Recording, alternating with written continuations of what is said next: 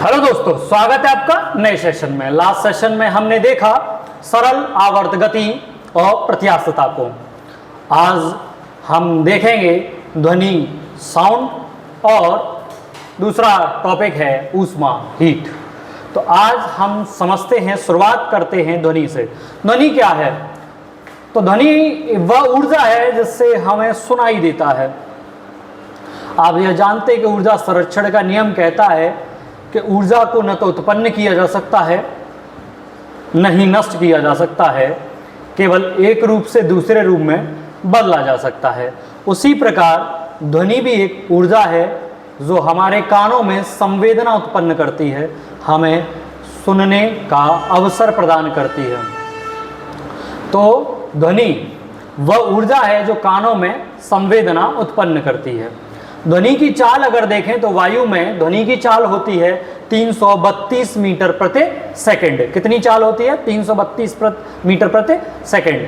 अगर हम देखें तो एल्युमिनियम में इसकी चाल अधिकतम होती है, लोहे से भी अधिक। अब अगर हम समझें तो मनुष्य को जो ध्वनि सुनाई देती है उस आधार पर ध्वनि को 3 भागों में बांटा गया है।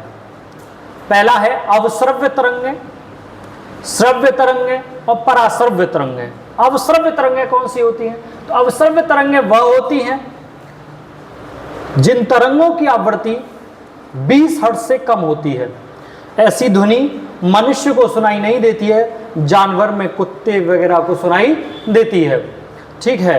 दूसरा, श्रव्य तरंगें 20 से 20,000 हर्ट्ज। यह वह ध्वनि की आवृत्ति है जहां मनुष्य को सुनाई देता है। तो मनुष्य को जो ध्वनि सुनाई देती है वो 20 हर्ट्ज से लेकर 20,000 हर्ट्ज तक सुनाई देती है। यानी इन तरंगों की आवृत्ति, जिन तरंगों की आवृत्ति 20 से 20,000 हर्ट्ज होती है वह मनुष्य को सुनाई देती है। तो मनुष्य को क्या देती है बेटा? सुनाई देती है। तो श्रव्य तरंगें 20 से 20,000 हर्ट्ज के मध्य जो तरंगें होती हैं वो मनुष्य को सुनाई देती हैं, इन्हें श्रव्य तरंगें कहते हैं। उससे ऊपर है पराश्रव्य तरंगें, अल्ट्रासोनिक वेव्स। पराश्रव्य तरंगें अगर देखें तो 20,000 हर्ट्ज से ऊपर की आवृत्ति वाली तरंगों को हम पराश्रव्य तरंगें कहते हैं। इन तरंगों का प्रयोग हम आप समझें तो किसमें करते हैं? तो आप बताएंगे सोनार टेक्नोलॉजी। सोनार टेक्नोलॉजी क्या है? समुद्र में स्थित गहराई पर कोई वस्तु का पता लगाने के लिए जिस तकनीक का प्रयोग होता है उसे सोनार तकनीक कहते हैं। दूसरा, जो अल्ट्रासाउंड होता है उसमें जो तरंगें प्रयोग की जाती हैं वो कौन सी होती हैं? तो आप बताएंगे पराश्रव्य तरंगें। तो आप समझिए अल्ट्रासाउंड जो होता है उसमें जो तरंगें प्रयुक्त होती हैं वो कौन सी हैं? पराश्रव्य तरंगें। हमने अभी बताया आपको ध्वनि की चाल कितनी होती है वायु में? 332 मीटर प्रति सेकंड, जिसे सामान्यतः आप क्या कह सकते हैं? इसे एक मैक भी बोलते हैं। क्या बोलते हैं? एक मैक। मैक क्या होता है? तो एक मैक समझिए ध्वनि की चाल के बराबर होता है। जो फाइटर जेट होते हैं, लड़ाकू विमान जिस स्पीड पर चलते हैं उसे सामान्यतः मैक में मापा जाता है। 1 मैक, 2 मैक, 5 मैक की स्पीड से कोई लड़ाकू विमान चलता है तो वह मैक एक्चुअली में वायु में ध्वनि की चाल है, यानी कि 332 मीटर प्रति सेकंड।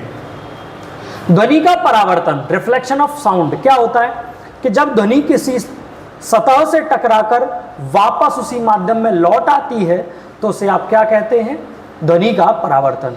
ध्वनि जब किसी सतह से टकराकर वापस उसी माध्यम में लौट आती है तो इस घटना को ध्वनि का परावर्तन कहते हैं, रिफ्लेक्शन ऑफ लाइट कहते हैं। प्रतिध्वनि, इको, क्या है इको?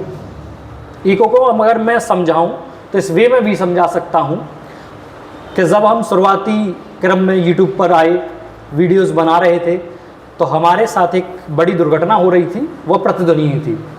हमारी आवाज़ लगातार सुनाई दे रही थी, वापस सुनाई दे रही थी टकराकर। तो प्रतिध्वनि क्या होती है कि जब आवाज़ टकराकर वापस सुनाई दे तो उसे प्रतिध्वनि यानी इको कहते हैं। परावर्तित ध्वनि जिसे सुना जाता है क्या कहलाती है? प्रतिध्वनि कहलाती है। ऐसा तब होता है जब परावर्तक सतह जिससे टकराकर ध्वनि वापस लौट रही है और स्रोत की दूरी कितनी हो, अप्रोक्स 17 मीटर, कितनी, अप्रोक्स 17 मीटर। प्रतिध्वनि कब हो सकती है, जब परावर्तक सतह तथा ध्वनि का जो स्रोत है उसके मध्य की दूरी कितनी हो, 17 मीटर। अनुरडन, रिवर्बरेशन। रिवर्बरेशन क्या है, जब कोई आवाज, कोई ध्वनि बंद करने के बाद भी सुनाई दे। आप कोई साउंड का एप्लीकेशन चला रहे हैं, गाना चला रहे हैं और वह गाना चल रहा है, उसके बाद हमने बंद कर दिया, किंतु वह फिर भी हमें उस स्थान पर सुनाई दे, उसे अनुरडन कहते हैं। अक्सर क्या होता है कि आवाज़ें दीवारों से टकराकर वापस गूंजती हैं, उन्हें हम अनुरडन कहते हैं। गूंजना किसी आवाज़ का क्या कहलाता है, अनुरडन, रिवर्बरेशन। तो ध्वनि का कई बार सुना जाना क्या कहलाता है, अनुरडन। इसीलिए दीवारों, जो सिनेमा हॉल, पिक्चर हॉल जो होते हैं, उनकी दीवारों को कैसा बनाया जाता है, खुरदरा बनाया जाता है, क्योंकि जो आवाज़ें निकलती हैं फिल्म जब चलती है पर्दे पर, तो उसकी जो ध्वनियाँ निकलती हैं वह टकराकर वापस न सुनाई दें लगातार, इसलिए वहाँ पर क्या लगाए होते हैं, वहाँ पर दीवारें खुरदरी होती हैं। ठीक है, तो दीवारों को खुरदरा क्यों बनाया जाता है, क्योंकि वहाँ पर अनुरडन की समस्या को दूर करने के लिए, रिवर्बरेशन की समस्या को दूर करने के लिए, क्योंकि खुरदरी दीवारें साउंड का क्या कर लेती हैं, ऑब्जर्व कर लेती हैं, अवशोषण कर लेती हैं और फिर बाद में सुनाई नहीं देती है। तो यह हुआ अनुरडन। दूसरा है डॉपलर प्रभाव। डॉपलर प्रभाव क्या है, इस बात को आपको समझना हो तो आप कभी रेलवे स्टेशन के साइड में खड़े हो जाइए प्लेटफॉर्म पर, तो आपको देखेंगे कि कोई ट्रेन दूर से आ रही है तो उसका जो साउंड है, उसका जो हॉर्न है, पहले आपको कम सुनाई देता है, जैसे जैसे ट्रेन नज़दीक आती है उसका हॉर्न हमें ज़्यादा सुनाई देता है, उसका हॉर्न की जो आवाज़ है वो हमें ज़्यादा सुनाई देती है। जबकि हमें ये पता है कि हॉर्न जब दूर बज रहा था तब भी फ्रीक्वेंसी, तब भी आवृत्ति सेम थी और अब भी आवृत्ति सेम है, किंतु अब वह ज्यादा सुनाई दे रहा पास आने पर और दूर था तो कम सुनाई दे रहा है। तो यह जो होता है, ये जो प्रभाव है कि समान आवृत्ति होने के बाद भी हमें वह भिन्न भिन्न सुनाई देती है, यह प्रभाव, यह इफेक्ट क्या कहलाता है, डॉपलर इफेक्ट। क्या कहलाता है, डॉपलर इफेक्ट। तो डॉपलर प्रभाव क्या है, दूर से पास आती वस्तु की ध्वनि का वास्तविक आवृत्ति से भिन्न क्या होना, भिन्न आवृत्ति पर सुनाई देना। यानी कि पहले वह कम सुनाई दे रही थी, अब ज्यादा सुनाई दे रही है, तो यह आवृत्ति पर क्या है, चेंज आ रहा है, वास्तविक आवृत्ति से भिन्न सुनाई दे रही है, कभी ज्यादा तो कभी कम। और ये किसके कारण होता है, डॉपलर प्रभाव के कारण, डॉपलर इफेक्ट के कारण। आया समझ में। अच्छा, एक मैक, ये अभी बता चुके हैं।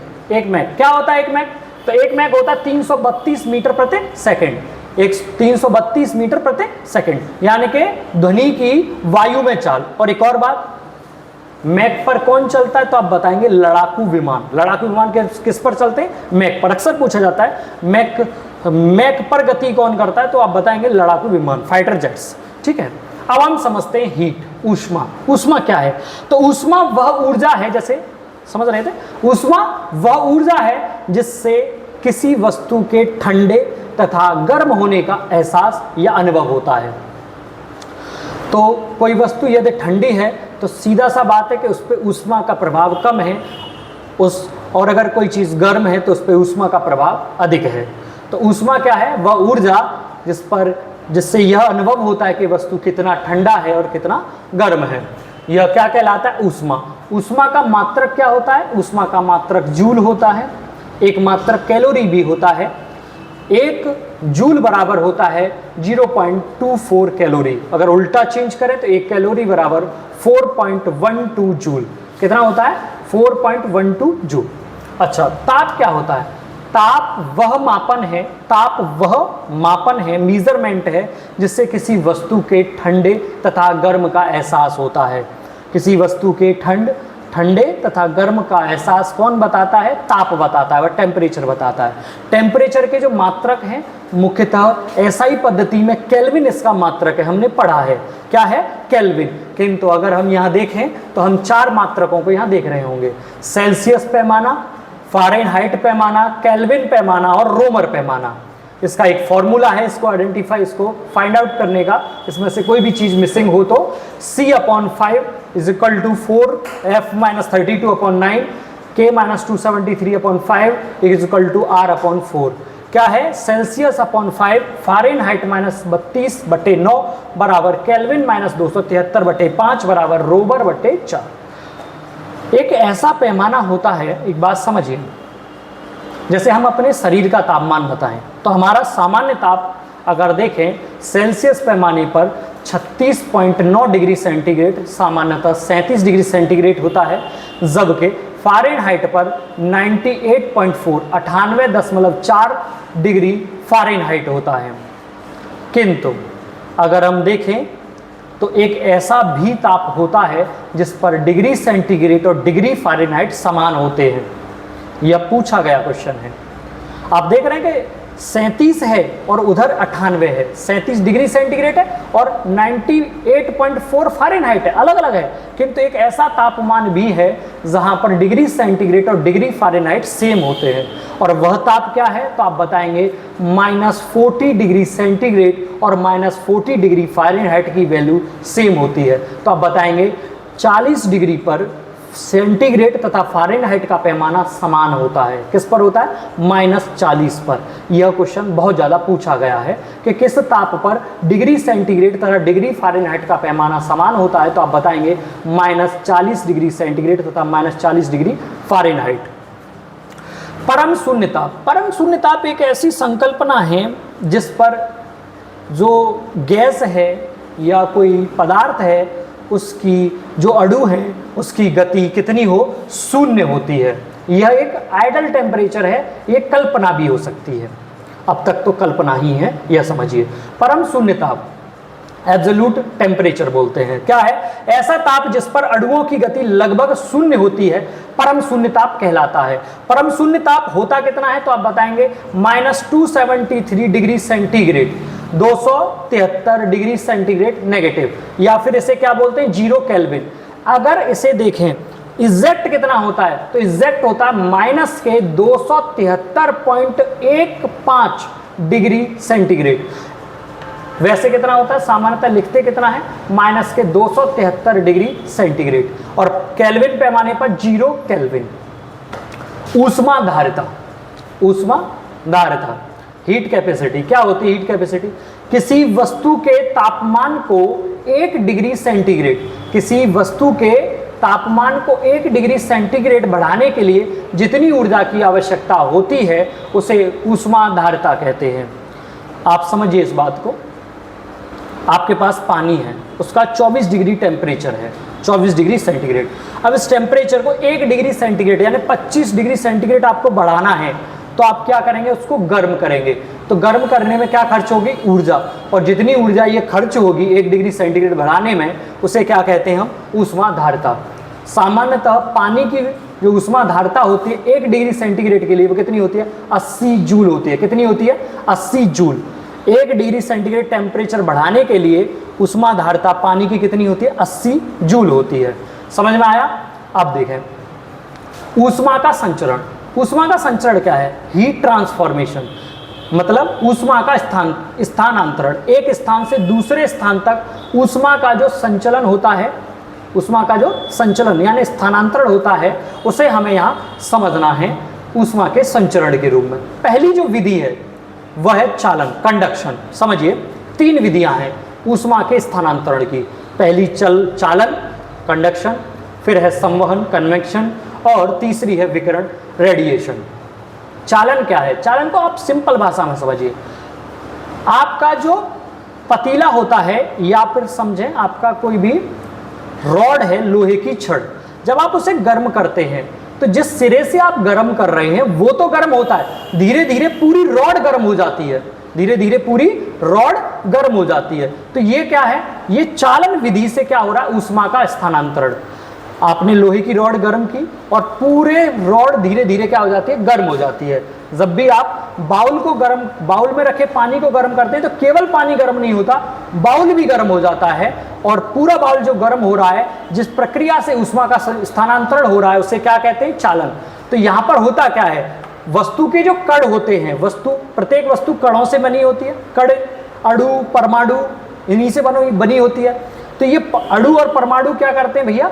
यह भी इनके कंपन द्वारा क्या करते हैं, ऊष्मा का स्थानांतरण, एक कण से दूसरे कण की ओर क्या भेजते हैं, ऊष्मा। उस कारण क्या होता है, गर्म होता है या ठंडा होता है। तो ये ऊष्मा का स्थानांतरण जो हो रहा है वो कणों के कंपन द्वारा ऊष्मा का स्थानांतरण होना चालन कहलाता है। क्या कहलाता है, चालन। जैसे लोहे की छड़ का गर्म होना, जब लोहे की छड़ को आप गर्म करते हैं तो लोहे की छड़ एक सिरे, जिस सिरे से आप गर्म कर रहे हैं वो तो गर्म होता ही है, दूसरा सिरा भी गर्म हो जाता है।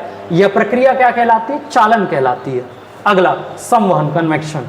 क्या होता है, इसमें कणों का कंपन नहीं होता है बल्कि कणों का स्थानांतरण होता है, कणों का स्थानांतरण। जैसे एग्जाम्पल से समझिए, सर्दियों में जब ठंड लगती है तो आप रूम हीटर या आग का सहारा लेते हैं अपनी बॉडी को, अपने शरीर के तापमान को क्या करने के लिए, सामान्य रखने के लिए। तो ऐसा तो होता नहीं है कि आप अपने हाथ को हीटर में ही डाल देते हैं या अपने हाथ को आग में ही डाल देते हैं। आप क्या है, पास बैठ जाते हैं और ऐसे यूं उससे गर्म होते हैं। तो यहाँ पर क्या हो रहा है, कण कंपन नहीं कर रहे हैं, आग के कण कंपन नहीं कर रहे कि आग आपके हाथ में आकर लग रही है, नहीं। वहां क्या हो रहा है, आग के कण कंपन न करके क्या कर रहे हैं, आग के जो कण हैं वह ऊष्मा का स्थानांतरण वायु में कर रहे हैं, वायु गर्म होती है और फिर आप गर्म होते हैं। तो यहां पर क्या होता है, संवहन में कणों के स्थानांतरण से ऊर्जा का संचरण। क्या होता है, ऊर्जा का संचरण किसके द्वारा, कणों के स्थानांतरण से। जैसे अलाव के पास बैठे, अलाव के पास बैठे व्यक्ति का गर्म होना। अलाव यानी कि आग के पास जो व्यक्ति बैठता है तो पास में वायु के कण गर्म होते हैं और फिर आप भी उन वायु के कण के कारण क्या होते हैं, गर्मी महसूस करते हैं, अपना ताप बढ़ाते हैं। यह किस विधि से होता है, संवहन विधि से। तीसरी विधि है विकिरण। विकिरण होता है तरंग के रूप में, इसमें माध्यम की आवश्यकता नहीं होती है कि यहाँ ठोस की जरूरत है, गैस या द्रव की जरूरत है, नहीं, डायरेक्ट होता है तरंगों के द्वारा। किसके द्वारा, तरंगों के द्वारा। तो विकिरण क्या होता है, माध्यम की आवश्यकता के बिना ऊष्मा का संचरण होता है। इस विधि को समझेंगे तो सूर्य के द्वारा जो पृथ्वी को गर्म करना है, सूर्य के द्वारा पृथ्वी पर जो ऊर्जा भेजते हैं वो किस विधि से भेजते हैं, विकिरण। एक बात समझें, पृथ्वी पर ऊर्जा का सबसे बड़ा स्रोत क्या है, तो आप बताएंगे सूर्य है। तो सूर्य के द्वारा जो ऊर्जा आती है वो किस विधि से आती है, तो आप बताएंगे विकिरण विधि से। तो हमने ऊष्मा को समझा, हमने ध्वनि को समझा। आप स्क्रीनशॉट ले सकते हैं। उम्मीद है यह सेशन आपको अच्छा लगा होगा, उपयोगी रहा होगा। तो आगे भी हमें सपोर्ट करने के लिए प्लीज़ वीडियोस को लाइक करें, सब्सक्राइब करें, शेयर करें। मिलते हैं नेक्स्ट सेशन में। नमस्कार।